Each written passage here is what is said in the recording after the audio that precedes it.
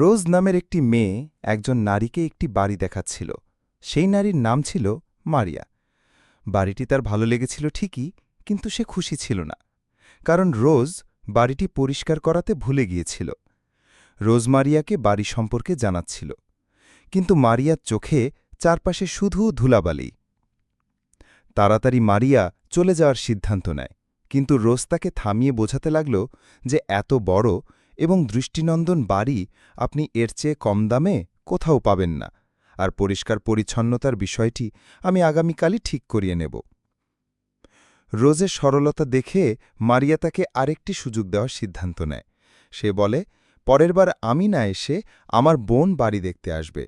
যদি তার পছন্দ হয় তবে আমরা এটা কিনে নেব। মারিয়া ছিলেন একজন প্রপার্টি ডিলার, আর তার প্রেমিক যে মানুষের টাকা বিনিয়োগ করিয়ে দিত। তারা একে অপরকে খুব ভালোবাসত। তাদের ব্যবসাও মোটামুটি ভালোই চলছিল। আজ তাদের একসঙ্গে 2 বছর পূর্ণ হয়েছে, তাই তারা একটি ভালো হোটেলে খাবার খেতে এসেছিল। খাওয়া শেষে তারা গাড়িতেই একে অপরের প্রতি আকর্ষণে ব্যস্ত হয়ে পড়ে। পরের সন্ধ্যায় যে তার বসের কাছে যায়। এর বস খুব রেগেছিল, কারণ যেই কোম্পানিতে সকলের টাকা বিনিয়োগ করেছিল সেই কোম্পানি প্রতারণামূলক ছিল, ফলে এর সব বিনিয়োগ হারিয়ে যায়।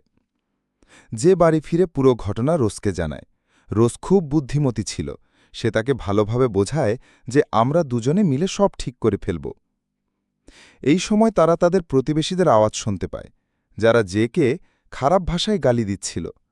আসলে সবারই টাকা এর মাধ্যমে বিনিয়োগ করা ছিল, যা এখন হারিয়ে গেছে। তাদের বোঝায়, আমি সবার টাকা ফিরিয়ে দেব, শুধু আমাকে কিছু সময় দিন।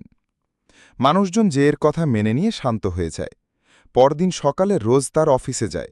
সেখানে তার বস তাকে বলে, আমরা এখন তোমাকে প্রমোশন দিতে পারব না, কারণ তুমি কাজ ঠিকমতো করো না। তখন রোজ তার সহকর্মীদের সাথে গল্প করে। তারা বলে, তোমার ব্যক্তিত্ব খুব দুর্বল, তুমি চাইলেই উন্নতি করতে পারো। তখন রোজ ঠিক করে সে নিজের জন্য কিছু করবে। রাতে সে কে নিয়ে বসে এবং বলে, চলো আমরা নিজেরা কিছু শুরু করি, নিজেরা কিছু তৈরি করি, যাতে আমরা অন্য কারো উপর নির্ভর না করি। প্রথমে একটু দ্বিধাগ্রস্ত হলেও পরে রাজি হয়ে যায়। তারা ঠিক করে ধনী এবং বিখ্যাত মানুষের সাথে বন্ধুত্ব করবে এবং তাদের মাধ্যমেই নিজেদের ব্যবসা গড়ে তুলবে। তারা প্রথমে সোশ্যাল মিডিয়াতে অ্যাকাউন্ট তৈরি করে, তাদের জীবনযাপনকে রঙিন দেখাতে থাকে, যাতে অন্যরা তাদের সাকসেসফুল কাপল ভাবে। ধীরে ধীরে তাদের ফলোয়ার বাড়তে থাকে। রোজ আর দুজনেই সিদ্ধান্ত নেয় যে তারা নিজেরা সোশ্যাল ক্লাইম্বার হবে, অর্থাৎ সমাজের উপরের স্তরে উঠতে নামকরা লোকের সঙ্গে সম্পর্ক গড়বে। তারা ফ্যাশনেবল পোশাক পরে বিভিন্ন হাই প্রোফাইল পার্টিতে যায়। সেখানে তারা মানুষের সঙ্গে বন্ধুত্ব গড়ে তোলে, ছবি তোলে এবং সোশ্যাল মিডিয়ায় আপলোড করে। এভাবেই তারা এক নামকরা পার্টিতে মিলিয়ার্ডার জর্জের সঙ্গে পরিচিত হয়। জর্জ তাদের বলল, তোমরা আমার নতুন প্রজেক্টে ইনভেস্ট করো, বড় লাভ পাবে। রোজ আর তা নিয়ে আলোচনা করে। রোজ সন্দেহ করছিল, কিন্তু বিশ্বাস করে নেয় এবং বলে, এটা আমাদের বড় সুযোগ।